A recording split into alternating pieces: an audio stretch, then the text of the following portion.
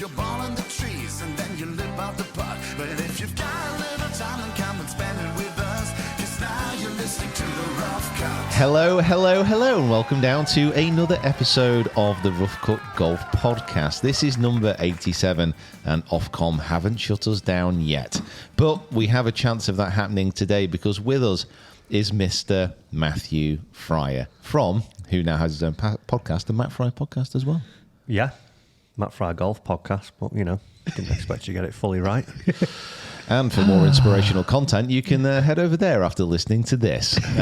We have Kieran as well, and we are in Southport and Ainsdale Clubhouse in the Ryder Cup room because this course has held a Ryder Cup on two separate occasions, no less, in 1933 and 1937.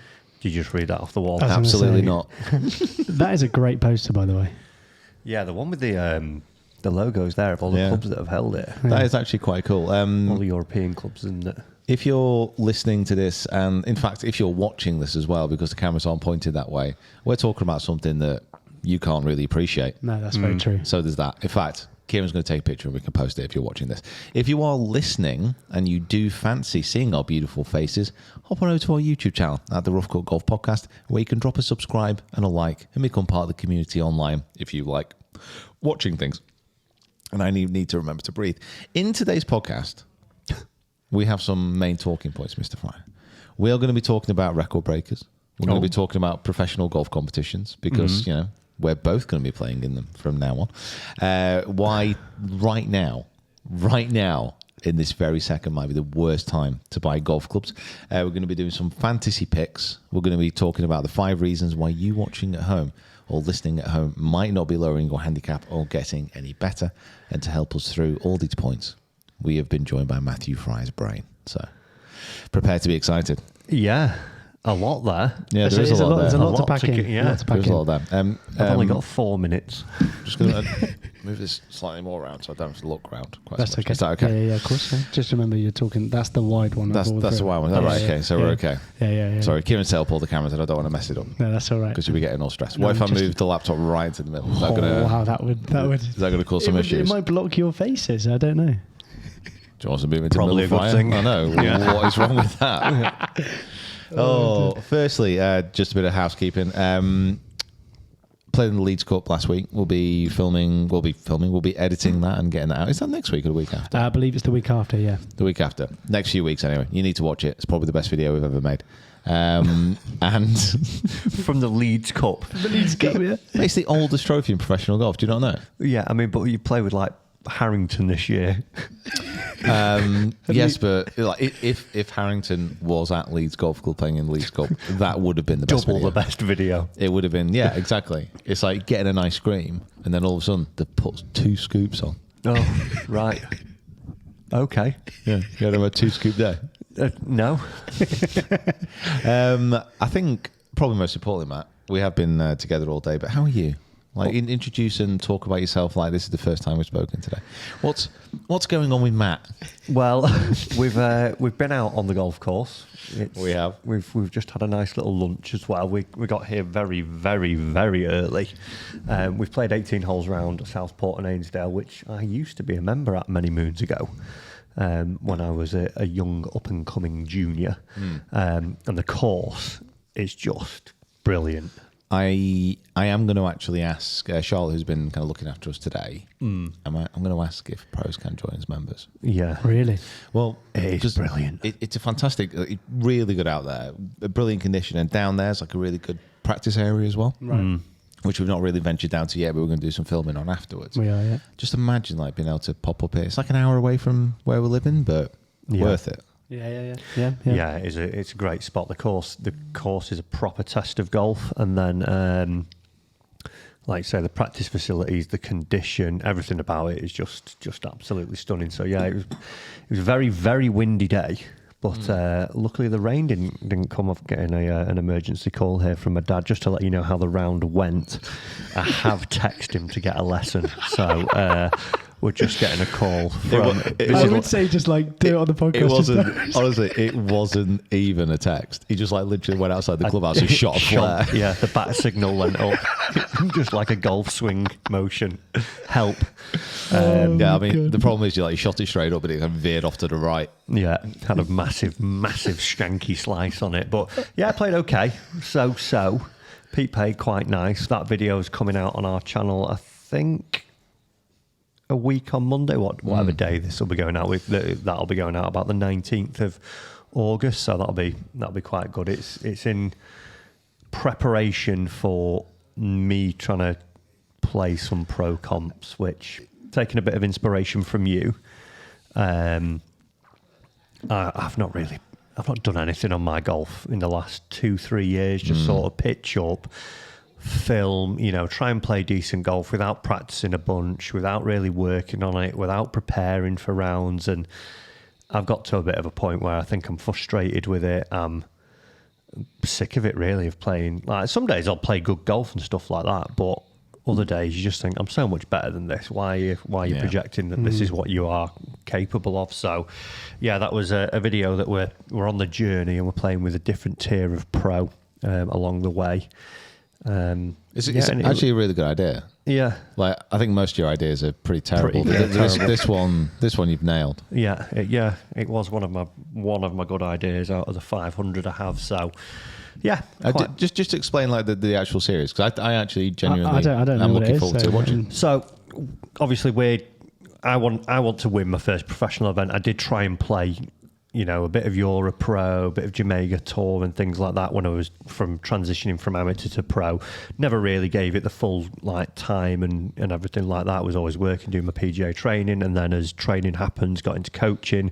So never really, played. And then obviously YouTube comes along, and I've, been fortunate enough to travel the world doing that, really, playing loads of great courses, but sort of missed that competing element, and like I say, not really had anything to aim for, and not really worked towards anything in terms of my own playing standards. So I now want to go and try and win a local PGA event, and to do that, what we're going to be doing through some connections with Mizuno and some other pros that we know up at the Dukes, we're going through the ranks of tours, basically. Starting at one level, working up to a goal of ideally PGA Tour. Wow. Right, okay. Playing with different players and sort of finding out what, these people will either have won on tour or won something, or be a tour player of certain levels, and just finding out what makes them tick and how they do what they do, and why they're successful, why why it works. Yeah, and just sort of, if I can take something from it in my journey, like today I've learned a lot straight away from someone who I play loads of golf with anyway, but looking at it from a different angle, I've taken 2 or 3 things that I've noted down that I know I need to go off Pete's game. from playing with Pete, right. And normally we go and shoot record breakers or go and shoot, a different video, whatever it may be, and we just turn up and do something. But because I'm looking at it from a different angle now, I've taken, like I say, 2 or 3 notes down that I want to work on in my game that I think helps me straight away. So by going up through different levels of tour player, hopefully as you get, higher and higher up the level, I'm obviously not going to be anywhere near as good as them, but if I can take, if I say we did 5 pros throughout this series, if I walk away with 10 to 15 things that I see them doing, hopefully the viewer of our channel can add 1 or 2 of those to their games, and it improves everyone, not only me along the way. Yeah. No, that's great. What did you write down for me? Just be excellent. Be excellent, yeah. That was it. Have more eagles. Have more eagles, yeah. Quite a few in there today, which was quite impressive. Got to stay tuned now. Yeah. I don't think I've ever had that many eagles around before. Yeah, that's a lot. It's lot. Surprisingly a lot to still shoot that score. You mentioned record breakers. Is that going to be continuing for next year? Do you guys reckon? I think so, yeah. I hope so, yeah. I think we'll probably get another one in for the end of the year as well. Yeah. Depending on timings and stuff like that. But yeah, it's a good format. We always have fun doing it, don't we? Yeah. So yeah. We get to play some amazing golf courses, and it's enjoyable, and it's a good laugh, and everyone seems to like it. So I don't see why we would stop it. Yeah. Did you enjoy Rockcliffe Hall? No. Yeah. It was a fun video. It was a fun video. It was fun, yeah. It was a good laugh, but that golf course, It's just, yeah. Just a slog. it's I mean, it's nice. It's a lovely layout. It's like, very manicured and well kept, isn't it? And it's a good golf course, but it just feels like it was like, you know what? We could have made this hole 420. Nah, throw the tee back another 70. That'll do. We've got more land. There we We've go. got probably further Why back. not? Yeah. Did you gain anything from it? Well, just 50 yards. Just added another 50 on the card and made it a bit harder. Is it a par 4 if it's not 500 yards? That's the question I've got to be asking. They should play a tour event. I'd love to see a tour event right there. Off the backs. Yeah, off the backs and just. They must have either for members or like local PGA stuff. They must have one event a year at least where they say, okay, we're going to go off the backs, 8,000 yards, and it's always windy there as well. I know it wasn't exactly like, and do you know what? The wind as well. None of it was into or like straight down. Yeah. Generally, everything was across a bit. So I was like, you go, like 500 par 4. But do you know what? It's downwind, so it's okay. It's like, it's down and off the left quite a bit, and there's a load of trees and water down there on the right. So I'm going to have to really think about this. But that's why it's the hardest course in In the UK. the UK. Yeah, just because yeah. of the sheer length of it. A course which isn't the hardest in the UK. It's not even the hardest in France because that's where the Olympics is taking place. What did you did you watch any of it? The Olympics, the golf? I tried to watch quite a bit of it. To be fair, hard to get it on sometimes. Yeah, It's a little bit like there's that much. Obviously, there's that many sports going on, isn't there? That it's not like your normal, tour event where you go, well, Thursday to Sunday. I know it will be on at X time to X time. It was you would try and catch bits and pieces, but it was quite decent. I've not seen much of the ladies yet. I saw literally about 10 shots on Friday, but Yeah, I think it's going on at the moment. I think It's the third round today as recorded Third round on the today. Friday. So I know Team GB Charlie Hull had a bit of a bad first round. I think shot like 81. I think. Yeah. Feel the pain. What's your view on her not being able to smoke on the golf course? Whatever. Do you think the National Olympic Committee, was it the IOC? The IOC could have. IOC. Yeah, they've got a major. I don't know. Like, I wouldn't even think about that, to be honest with you. It's part of her round. Yeah. Well, she said that it might, Impact her play. impact her play. Yeah, Because she said can't it. dart up. She can't Yeah, rip exactly, a dart. yeah. Can't rip a dart. Can she not? What's that thing that everyone does now? Is it snus? Snot. What's a little pouch it like? Pouches on the Yeah. ticket. I bet that's nicotine, isn't it? Yeah, that is. yeah. That is. Well, there you go. Problem solved. Yeah, don't have one of those. Yeah, are they wild? They make you really ill, apparently. Yeah. Do they? It sent me on like literally a trip. Yeah. Did it? Yeah. Yeah. I've not told you this story. No.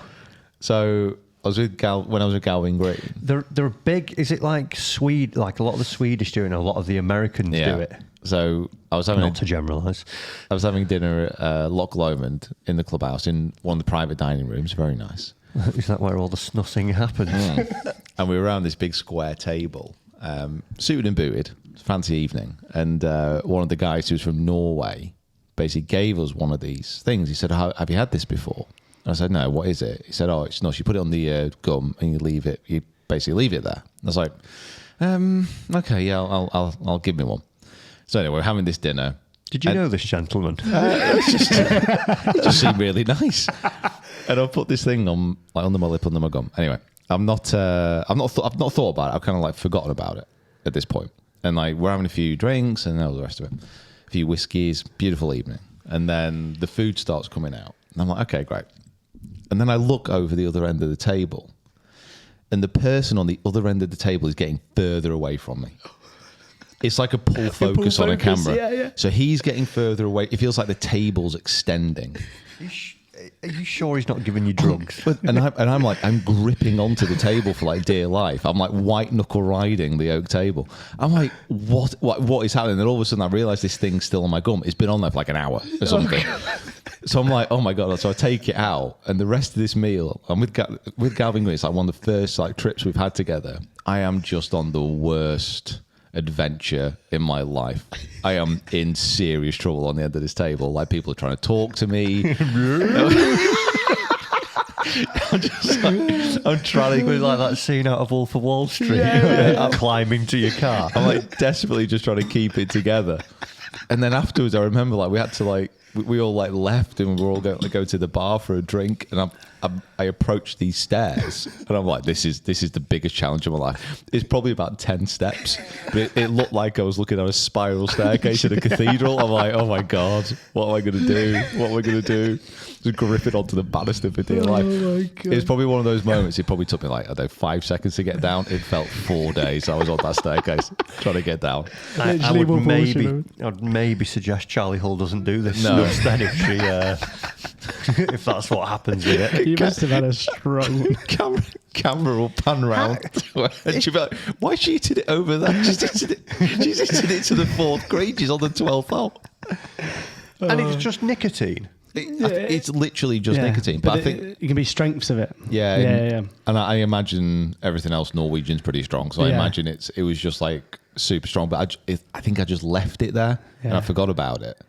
Because So- it goes into like your bloodstream, doesn't it? It's like it does. Yeah. Yeah, it's yeah. amazing. Is there a note on it? Only have for 5 minutes. Probably. Yeah. Hour and a half. Yeah, come on. Wow, never knew that. Yeah. Yeah. So kids, Interesting. don't do nicotine. It's bad for you. So we're kind of going to move on to fantasy golf. Yes. Yeah. but Fantasy golf. We were kind of talk about this in the car because fantasy football is like on everyone's mind at the moment with like group chats. Who've they got on the team and all this. And we thought, how can we like make our own fantasy league and get you involved in it? So basically, As a player or as a player, yeah. But for you guys playing, you've got £10 to choose these 4 players from the list. Who are you choosing? So you've got Okay. £10, and for all the audio people, because I'll put like a table up for video, but for audio, basically we've like tiered the players. So £5 players: Scotty, Xander, Rahm.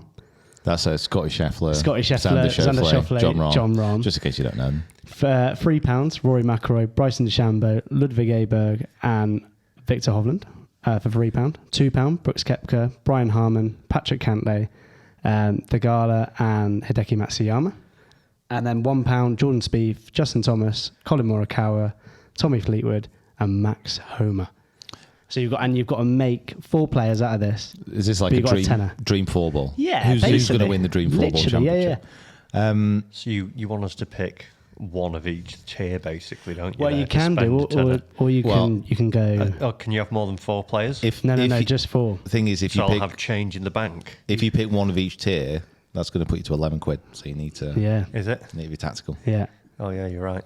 By the way, slightly controversial. Rory has dropped down to 2nd tier. Is that where you're seeing Rory 2nd tier golfer right now? No, I was thinking Rahm v Bryson. Like surely Bryson over Rahm. Yeah, no. Well, this is the thing that I had to kind of. I don't know. I thought I'd just cause a little bit of controversy within it, obviously, like I've done. But Rory, Get like, you. like put in Rory, at £5, he's just going to get lost. I think in that I wouldn't £5 even pick thing. him. Yeah, so in that Nor would I pick him at 3. in that £3 bracket, are you picking him? So that's how I've kind of done it. Okay, So what would you guys go for? Scotty. Okay, so you've got 3 more players and you've got £5 to play with. Yeah, easy. Are we all like picking? Yeah, you can. Have I got to get someone different, or can I pick No, Scotty as you well? can go. Okay, then I'll pick Xander. Okay, great. I mean, they've both had like the best seasons ever, so Yeah. it's one of those two. Okay, there we go. So you got £5 to go with. Oh, but this is just you two, by the way. Oh, right, okay. Yeah, just Oh, you right, two. okay. Yeah, Oh, yeah, right. yeah. Don't get you've set the field and then ran away. I Yeah, like exactly, it. yeah, Not yeah. playing the game. Okay, I'll go. What comps are we playing? Like, what's this for? This is. Well, no, it's just like basically your If I had to like your build- 4-ball. right. Yeah, your 4-ball. Yeah, and then if we were almost- talking just majors. Yeah, and just think like if you were to put them in a fantasy like for the year. For the, oh, right. Yeah, well, yeah. Do Liv get points? Well, yeah, that's okay. They get world ranking Yeah, points. yeah. Okay, there we go. I'll go Aberg. No. No, because then I'm up to £8. You've already got me thinking, Jeffrey. I'm gonna get Morikawa. Morikawa. Yeah, for £1, I'm Yeah. having that. Okay, so you're both on £6. £6. I might go £2 I think. That's exactly where I'm going as I well. think I'm going to go for the ATM. Pains me to say it, Patrick Cantley. The ATM. Yeah. In fact, how much have I got left to spend now? So You've got £4. £4. £4. So you could go a 1 and a 3. You know what? Okay, I'm going to go Bryson then. I'm going to get Bryson. So you can only go bottom Oh, bracket again. right. And Yeah, I then- like that. And I'm going to finish off with Fleetwood. Okay. Oh, okay. I'm going to... So I've got Scotty, Morikawa, Cantley, So you're on £8. £8. You know, why don't you just get Harmon and like have the most boring dinner ever? No, I might... Yeah. I'm going to go Matsuyama. Oh, okay. Yeah, I like that. I Mr. like that. Consistency. Yeah. I think, let us know. Let us know who your fantasy football would be there. Bronze you- medalist. You've got £10 to spend. I've ground out some cuts there in my team. Yeah, that's yeah. I've just gone for like domination there. So you've got Xander, Bryson. Xander, Bryson, Morikawa, Fleetwood.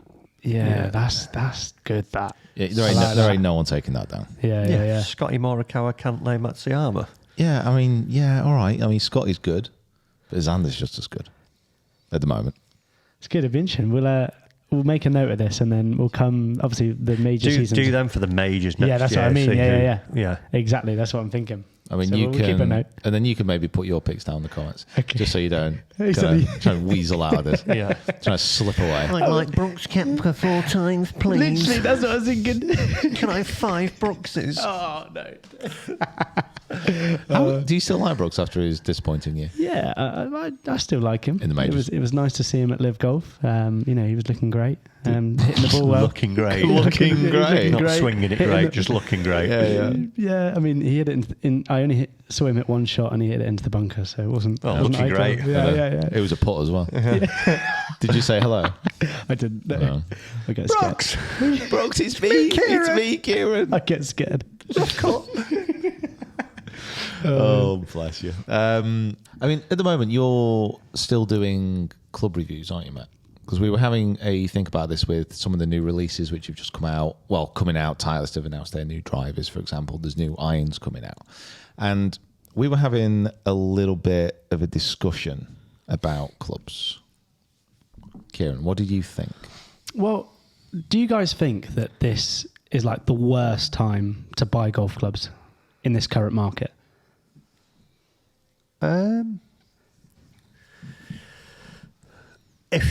If you were buying new, yeah, potentially. Really? Because obviously, Titleist, what are we now? August, aren't we? Yeah. So Titleist always generally release around here, don't they? August, September time. If you were buying like a Callaway, TaylorMade, Ping, and Cobra, any of those sort of big name driver releases, now you've got 4 months till the new one's coming out, essentially. So, yeah. It's a bit of an odd one, isn't it? So, like with new clubs, I think we all know that with new clubs, when they come out, improvements within the tech is going to be incremental. You know, when a new driver comes out, there's nothing which is going to instantly give you 20 more yards. It just doesn't work like that. But because of the cycles now of when people are releasing their clubs, you do have this weird no man's land towards fall where you do have a few new releases coming out, like say from Titleist, but you do have this cycle where you've got to wait now until the new year if you want to make sure that you're getting the newest golf clubs. Do you think that enters into a lot of like buyers' minds now? I would think it enters more into the minds of the people who are selling the clubs. Because if someone comes in now, Yeah, and your you're pro shops. and you're fitting them into something, and you fit them into, let's say, right now, Jeff comes in, and he's striking the Titleist driver really well, and you're like, I don't want to tell you this, bud, but like in literally a month, the new one's coming out, Yeah. and if I it's a sell hard you place this, to be, you're gonna that, hate isn't me. That is a hard place to be. And obviously, like the price as well. Like since everything that's happened recently, like pricing has gone up with sort of resources and stuff like that. So it's a difficult one as well, isn't it? With like the pricing going up. Yeah, I think it's probably a good time to buy like second-hand clubs and stuff that's maybe a year or two old. But I think you're right there with the, and as we say there, the big releases, we know they're generally coming around January. So if you're, it depends whether you probably fall in a couple of camps, don't you? Whether you like, do you need new and shiny? Like, is that what matters to you? Or are you all about performance? Because, Jeffrey, you mentioned there, who goes in and he's driving the ball the best he's ever driven in this fitting. He's got 5 yards longer. He's hitting a few more fairways. If he takes that to the course now, it's improvement, isn't it? Yeah. But then does that get tarnished by, in a month's time, the new driver's going to come out, but we all generally know he's not going to... Yeah. That 5 yards and 3 more fairways isn't going to turn into 10 yards and 6 more fairways. So buying that club, it's difficult. It's that price element, isn't it? Because you go, in a month's time, that's old. Yeah, and it's when the new, let's say, new Titleist driver comes out and the old Titleist drivers, even though it's only like 18 months old, that will automatically drop down in price, but that doesn't mean that it's half the performance. It's still going to perform really well. Like my dad at the moment, I got a surprise fitting for him with Titleist, must be 4 years ago now, maybe 5 years ago. He got fully fitted out, hit everything really, really well. And obviously, I do review a lot of clubs. I managed to get a lot of stuff through. So he's always pecking my head. And he's like, what's this new pink driver? Do you think I'd suit me? Do you think it'd suit me? Can you get me one? What about this hybrid? This hybrid. And he's like, can you get me this? I want to have a go with it. And I think it'll be great. And I always kind of have to go back to him and say, for you and your swing, this is not going to make any difference at all. He's just not... And I almost have to like pull him back and say, the clubs that you've got are fitted for you. Yeah. You're probably not going to find any extra performance, and you're used to them. Keep on playing. And then a few weeks ago, he went out and shot 74 gross, like his best ever gross score. No way. Yeah. With those clubs that he was fit for. Yeah. Wow. Which, when you see a swing, is an amazing accomplishment. It's quite short, isn't it? It's quite a short swing, isn't it? It's getting shorter. Is it? Yeah. Yeah. His backswing now is basically pocket high. That's impressive. That's impressive. Yeah. So it's a tough one, isn't it? And do you think that, like, obviously, brands these days have brilliant sort of marketing, especially sort of tailor-made. Callaway have great marketing towards their new drivers and, other clubs as well. Do you think that people get sucked into that? And I don't think any. No, not as much. But it's like anything, isn't there? There's always going to be first-time buyers. Yeah. There's always going to be people who are like leveling up as well. So, you might have been playing with a set of second-hand clubs that you've had for 5 years because when you started playing the game, that's what your budget dictated. And now, you're 5 years down the line, maybe you're earning a bit more money, you've got some more disposable income, and you think, like, golf's my biggest thing that I do. It might be that your partner goes doing something else, gymming or cycling or whatever it may be, and they spend a load of money on that, and you think, well, golf's my thing and I'm going to go and spend my money on that. So there'll always be, people coming in to buy it. Yeah.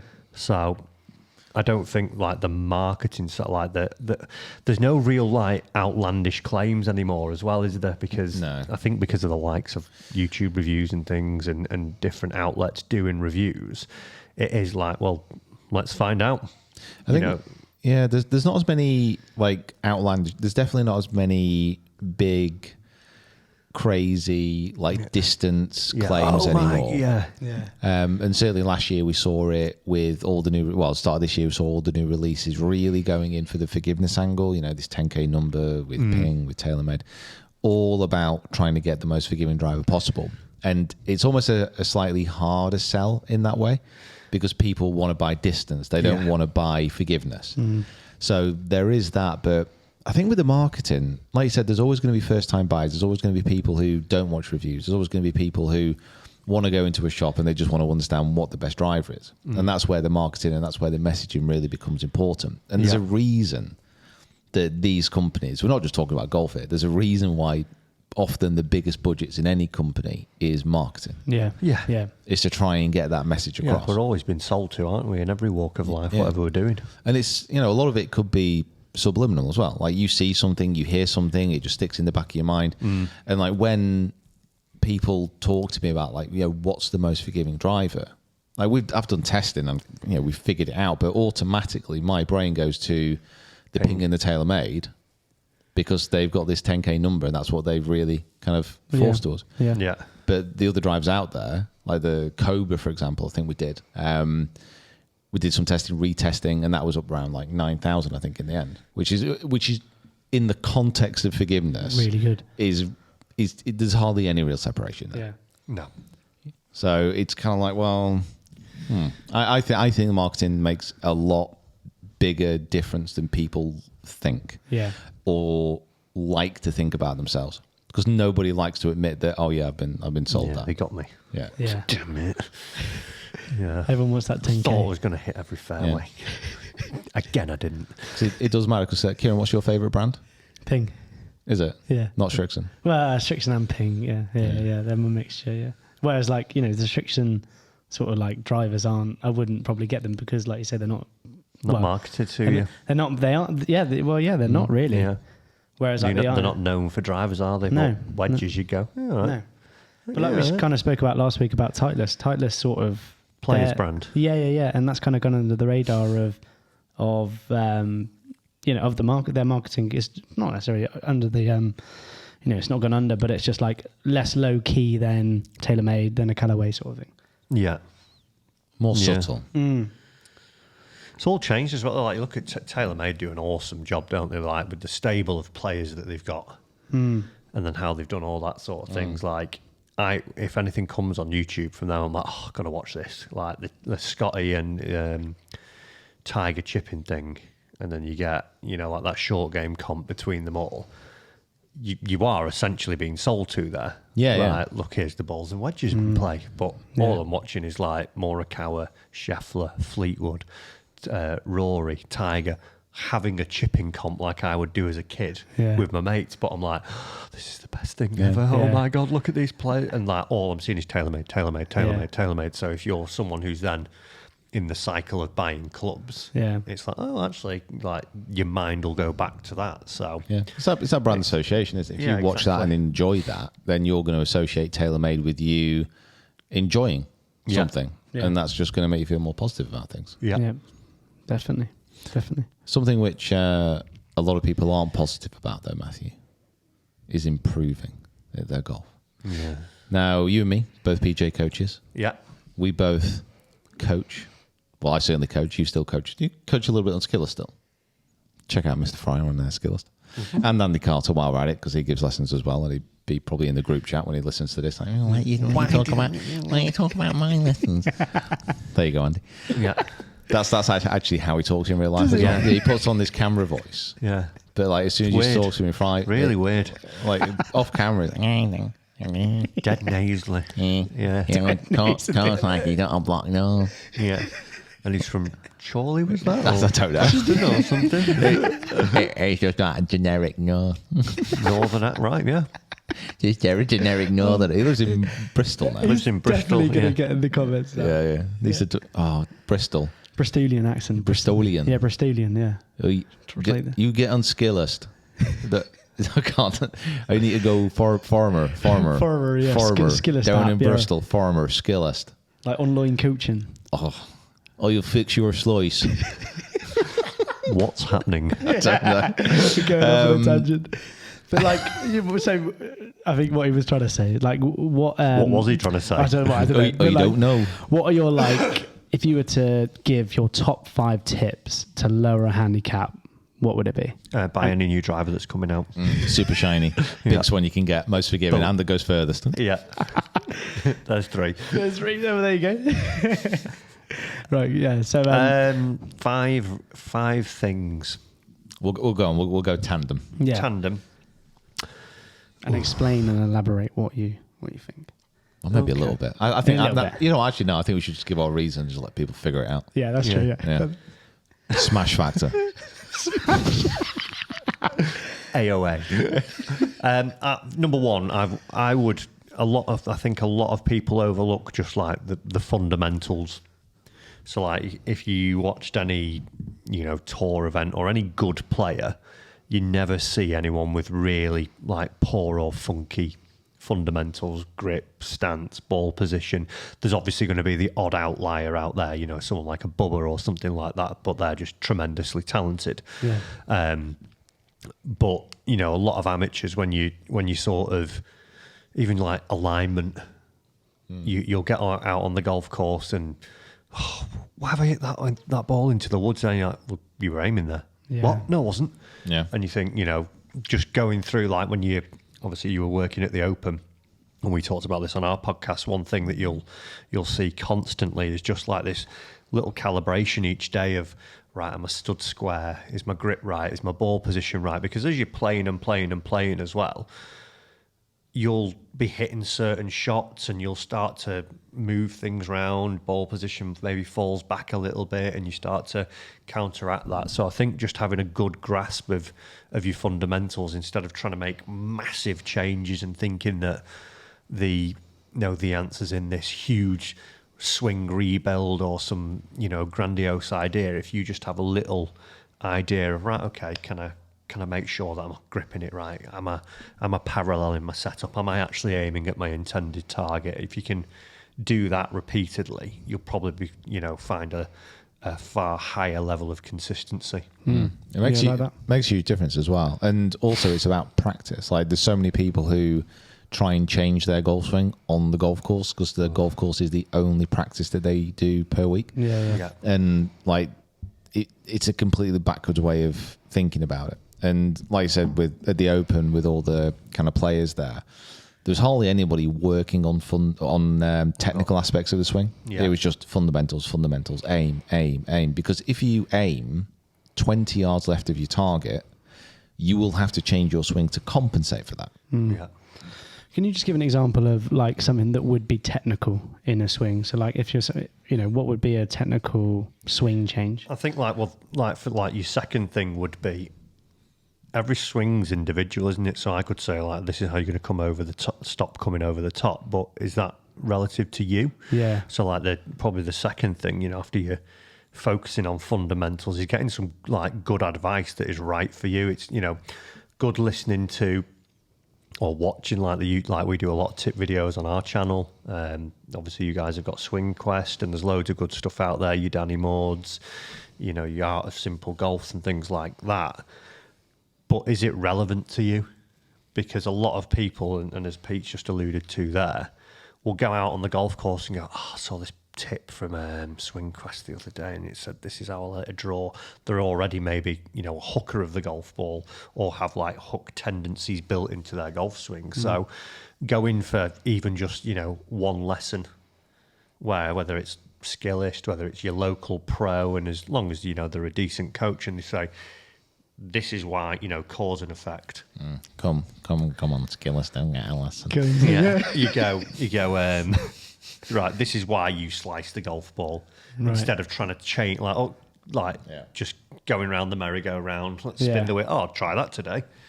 If you, know the cause and effect of why you're hitting certain shots, you can go, right, well, I know what to work on now. Right, okay, yeah, got you. I'll throw in number 3. Okay. Really simple. Just club face. Know where your club face is aiming throughout the swing. It's amazing like how often a club face will be out of alignment at impact. Say it's aiming, 4 degrees right of target when you strike it. That ball's going to end up to the right of the target. And it's amazing how many lessons that kind of gave where the person who came in for coaching was so focused on making a big technical swing change. I literally gave this lesson the other week. Yeah, when in fact it's just club face could be open throughout the swing, and that's why they're making certain movements. Because if you come into impact and your club face is open, that ball is going to go to the right of the target, presuming you strike it from somewhere near the centre.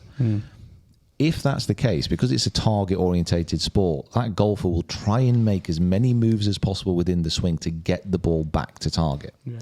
Now, normally, that is going to translate into a over-the-top swing. It's going to be coming steep. The club is going to move further to the left to try and compensate for the face that's pointing to the right for a right-handed golfer. It's amazing how often, when you change club face and get it pointing down to where towards targeted impact, that the swing will start to fix itself. Yeah. Face is king. Face is king. I remember when Podre came on the podcast, he said, like, if I was to have an amateur from the start, what I'd get them to do is either hit like a massive slice and then if they're hitting a massive slice, then I'm going to try and get them to do a massive draw. Yeah. Because then it like allows them to, what did he say? It was something like, it allows them to understand where the club face is and how to get the club face delivered. I literally gave that lesson the other day. A guy was a huge hooker of the golf ball. He'd gone for another lesson, had been told to work on his hip rotation, even though his face was like 90 degrees closed at the top of his swing. So I was like, oh, right, okay, and how's that going for you? Not great. So I was like, right, okay.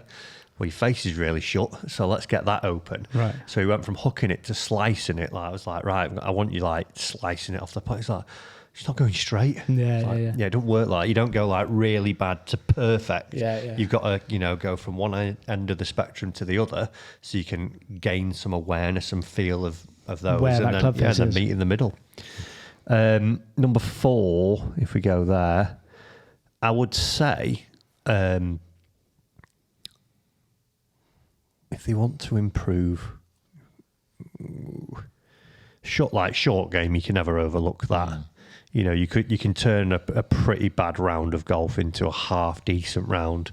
If you're not hitting it great off the tee, and you're not hitting your irons in great or woods in great, but if you wedge well from, and even if we said 50 yards and in, if you can have a reliable pitch in action and you can hold some putts from inside 6 foot, you'll start to see, it'll be the quickest way you can knock strokes off, because we're all not gifted athletically like a Bryson or a Rory to go and fly the ball 320 through the air and move as quickly as they can, but from 50 yards we'll generally be able to create the same swing speed and impact factors as they can. So, and putting doesn't really require any athleticism, does it? So, everyone can become a great putter. It's pretty simple to do that. Yeah, I think that's what I'll throw in as number 5. Just because with the short game, for example, like Fry said, like physically, you can do most of the things that tour pros can do. Yeah. Driving is massively important to put yourself in play, but the most important factor, if you want to drop your handicap, is improving your putting inside 12 feet. It is literally as simple as that. If you're a higher handicapper, if you get better within 12 feet, like we know this from ShotScope, you can drop 8 shots off your game. Because like the amount of people who kind of, let's say, miss a 10-foot putt when compared to a lower handicap. Even 3 putt from that. 3 putts, it's huge. Like on the green, you can make the biggest strides in the quickest amount of time. Yeah. I used to love it, and you'll resonate with this. When you used to do the assessment lesson at Trafford. So it was a lesson where you would get your first lesson. You come to Trafford, and it was like 35 quid, was it, for the hour assessment? 35, yeah. Come in, and it's like a chance for us to, as the coach, sort of meet new clients and showcase your skills as a coach and sort of test the waters, and then you'd go on and hopefully sell them a package, and you'd get some new clients, and you'd always start off the session with like a little bit of an interview process and get to know the student. Be like, okay, so, talk to me about your driver. Yeah, blah, blah, blah. Hit it okay, 200 yards, bit slicey. Irons, yeah, catch the ground a little bit. I'm not too bad with those. Chipping, yeah, chip okay, to be fair. Oh, yeah, putting, yeah, put all right. And you go, okay, so what are you shooting? Like, I'm still trying to break 90 at the minute. And you're like, you just said you're hitting it about 200. Your irons are okay. Yeah. Think, well, how many putts do you have? And you go, the last time, you just think back to your last round for me. Less than 36. Oh, no, 45. And you're like, what? Yeah. And you think, right, well, if we took 10 of those off, which is 2 putts per green, you've shot, you comfortably broke 90. What do you want to work on? Can we get the driver out, please? Oh, yeah. Always the way. And then rightly so. Yeah. You're not going to sell them a package if you just work on the putting. Man. Yeah. You just gloss over that bit. Yeah. So it was always like quite interesting, and it would have been like I'd always make a point with mine, like, right, if like say they were doing 5 lessons, it'd be like one of those is on putting, and it's probably going to be like your second lesson because we'll see number one a quick dive in those scores, and that'll give you a bit of a buzz, a great feeling, like, oh, I just shot my best round ever, and you don't really feel like you've done a lot to do it. Yeah. So yeah, it is a quick way to knock a lot of strokes off there, just counting them up and being good inside 12 feet in your lag putts. Yeah. It's just it's so simple. It's so simple, but it's not sexy, is no, it? and it's also like well, everything that we've spoken about pretty much there, like with alignment, with fundamentals, with club face, all these things. None of them are that exciting, and often they're very boring to work on, and that's why people avoid them. Yeah. Like people would much rather be able to hit it 300 yards than make sure they don't 3-putt. It's amazing how many alignment canes have been sold, considering how little alignment is worked upon, isn't it? Yeah, but like those bag towel holders that people have got. I tell you what, it's one thing we saw though. Like every single tour pro at the Open, every single tour pro had 3 alignment sticks. Yeah, down. 2 on the path, and then 1 on the feet. Like the multiple ways of using them. Right. Like the amount of setups and the amount of drills they were using, like mostly all based around alignment, club face or body. Plain. Everyone was doing it. Yeah. So just like going back to just basics, like the fundamentals are just... Yeah, it's massive. It's so massive. Yeah. And with that, our new alignment sticks are coming on sale this Christmas. Oh, that'd be good. We should do that. Yeah. I really like the Swing Quest colours as well. I really like the Swing Quest colours. There's like a nice like purple alignment stick. I quite like that. I mean, that's pretty cool. A purple alignment stick. Yeah. But also, I really like what you said there. But going back to kind of like your series as well, I really like playing with better players so that you get to see. Yeah. I think that's a massive one, because then you can just sort of understand the fundamentals and stuff like that. But it's a bit like today, Matt. Yeah. I played with a better player Yeah. today. It was inspirational. What have you learned? Yeah. Fantastic fundamentals. What would you give? What have you learned? Yeah. Just say Fantastic fundamentals. Is it really? I like, but in all seriousness, one of the things that I've noted from today is like preparation For the shot, or both, like pre to the round, before the round, and actually on every shot there was a plan involved in every shot as well. And some of the shots I was walking up and just going, don't hit this left. right? So that's Like, is that mindset? Like yeah, a mindset, isn't it? yeah. But like mine was, didn't have a practice swing to feel the shot I wanted to hit, because I haven't picked the shot I wanted to hit. I was like, fairways down there, it looks like there's some trouble down the left. Okay, let's go a bit right, as where Pete's like, I'm going to pick that chimney in the distance and I'm going to try and draw it off that, as where I'm like, okay. don't lose your ball. It's tough though, because like that kind of thing is really tiring. Yeah. So like if you can just get up to a ball and you just it's down there and hit it, it's fine. Like if you're not really focused and you're not that worried about score, you just want to have a nice time, it's fine. Yeah. But certainly If you're playing golf to score, like, otherwise you're just playing hitting, aren't you? Like you're hitting golf balls. Yeah. It's essentially like, that was a big difference between me and Pete today. He was like, right, I'm going to go and score the best I can out here. I was like, I'm turning up to hit this golf ball. Yeah. Right, okay. Achieve, well, actually once I think I missed it out there or topped it. So It was great, though. Yeah. Really good. Yeah. I feel like it's going to be a really good video. But Yeah, it will be. It's going to be a great video. Yeah. I can't wait to watch it, personally. I'm going to watch it back with very fond memories. Carly, come down, bring the popcorn. Yeah, I'm actually going to hire Watch a how projector. good I am. I'm going to put it on the side of our house and get the whole street out. Come watch this. Oh, man. But it does make a huge difference. Yeah. You might have heard this once before. I was at the Open. I was on the range. I was working. I don't like to talk about it that much. Didn't see him there. Yeah, but getting out of the course as well. The one, do you know when people say like, should I go to a golf tournament? And often I'm not a massive fan of actually watching golf at a tournament. Like you can hardly see anything. Yeah.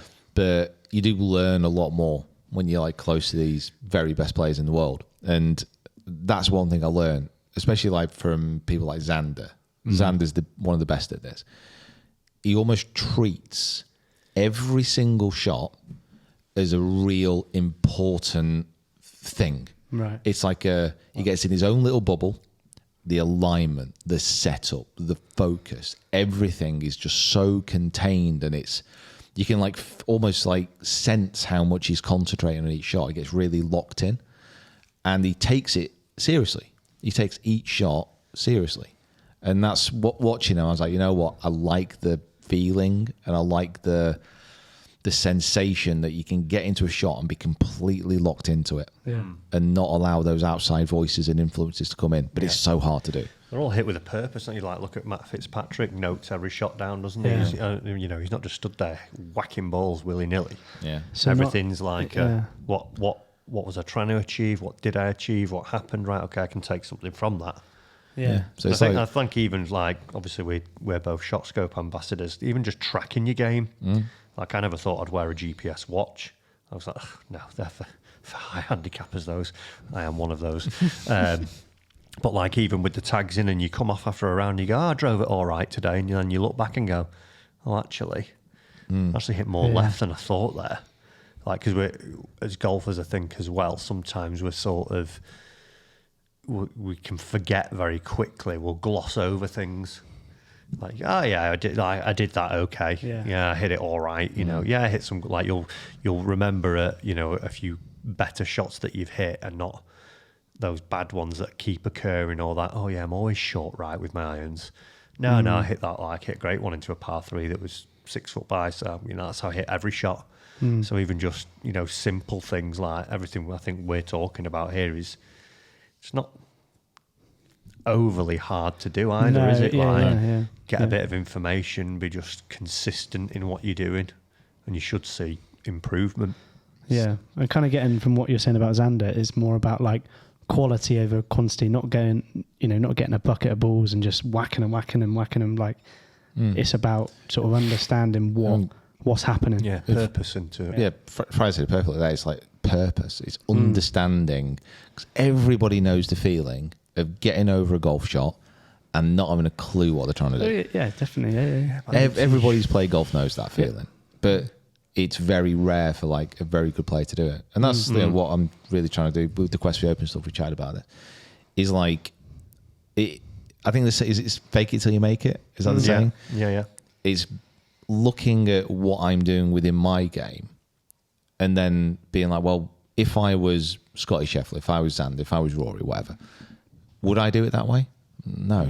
There's absolutely not, and that's why I was doing all the stretching before like recent comps and like getting into that, because there's not a chance that these guys will turn up 15 minutes before their tee time. Scotty did it in a jail cell. That's true. And like, we struggle to do it before we go out to play. Yeah. So it's Bit like of perspective there. Yeah. And it's just like preparing the best you can. But anyway, we're off on a little bit of a tangent. No. I think that I'd say one thing that we kind of spoke. You obviously went to Leeds and you did the Leeds Cup. That was one thing that I would say you did very well. I think your mental approach was good. First round, but like first round was tough. Second round, I was tested. Yeah, but first round you were tested. You've no idea, mate. You've no idea. Yeah. On the second round, par 5. Easy. Which course was it? Leeds Golf Club. Right. And the par 5. Think I played No. it. There's like a little par 5 on the back nine, 15, 14. Okay. And it's just a driver down there, and it only leaves you like a mid-iron in. Yeah. There's trees to the right, don't want to slice it. Yeah. So I'm still on the tee. Last thing that goes through my head, I'm locked in. Yeah. But then the last thing that went through my head is don't hit it right. So of course, toe hook it left into thick rough. I'm like, right, okay. Can't go forward. I've got to chip out sideways. I've got to go through this gap in a tree. I'm like, it's all right. Focus, just a pitching wedge. Just hit it out. You'll be able to get it on the green in 3. You're absolutely fine. Hit this pitch out. It's probably the furthest short pitch shot I've ever hit in my life. It flew out like a cannonball. It went miles. It's hit the fairway. It's bounced about 62 feet in the air and ended up in the thick rough the other side of the fairway. Oh. I get over there. A guy's wandering around watching. He's put his cap near it. So I know I'm not going to be able to find it. It's obviously lying well. Yeah, so I pick out my lob wedge, hack this lob wedge out. Through his cap. It's your fault. Why don't you prefer it for me? Yeah, kick it for me. Whack it up near the green, chip, and then miss a 4-footer. So I'm ending that with a double. And then I turn around. Kieran's got the camera in my face. Tell me how you feel, Pete. Yeah. I'm like, just keep it calm. Yeah. Keep it calm. Patience. Yep. And I didn't keep my patience very well. No, I wouldn't have. No, it's pretty stressful. Yeah. But that's golf. But it's you're getting better. That's the main thing. I think that. Would you agree? 12 months ago would have been a different story. Oh, I'd have windmilled that putter out. There'd have been a new takeoff at Leeds Golf Club Airport. Lad putter scene leaving the stratosphere. The group in front would have looked back. All they'd have seen is a blur flying through. Wing it over there. Oh, God, that lap putter as well, if it landed like a crater, God, Jesus. Yeah. ground would shake. It would. Anyway, Yeah. enough of that. Guys, I want to say big thank you for watching. Matthew, big thank you for coming on. Pleasure. It's been an absolute fascinating adventure into your mind. And to hear your dulcet tones has really made my Friday worth it. Appreciate it. Not a problem. Could you say the same? No. No. Matt's going to go sit in a cold bath. Yeah. Big thank you for Southport and Aysdale for having us. Kieran, obviously, for being here and just being Kieran. And if you've been listening and you haven't followed us on your favourite podcast provider, please do so. And if you've not checked us out on YouTube, make sure you go over there and subscribe. If you've not checked out the Matt Fryer Golf Podcast, you can do that also and go subscribe to his YouTube channel. Also, we have a coaching channel, which is Swing Quest, which you may have heard mentioned. If you subscribe to that and give us a like, that'd be great because we are trying to get our winning alignment sticks out for Christmas, which is actually not that far away. Okay, It guys, isn't far away. we'll see you soon. Oh, See it's ya. got so close. That was my sport print voice. That was good.